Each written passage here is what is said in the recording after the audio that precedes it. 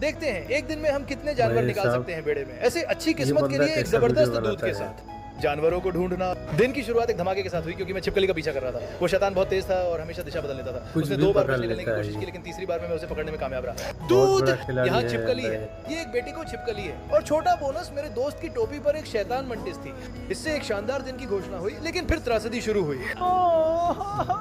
साहब, मरे क्या हुए ये? खरगोश के बाद उस छिपकली की पूंछ गायब थी। इसके अलावा चीजें वाकई खतरनाक हो रही थी क्योंकि फर्श पर गोलियां थी। शांति में आराम करो चार्ली चा। लेकिन एक चीज ने मुझे काफी उम्मीद दी और वह मेरा पहला प्यार था, एक क्या मेंटिस, बात मेरे है सुंदर भाई साहब, पसंदीदा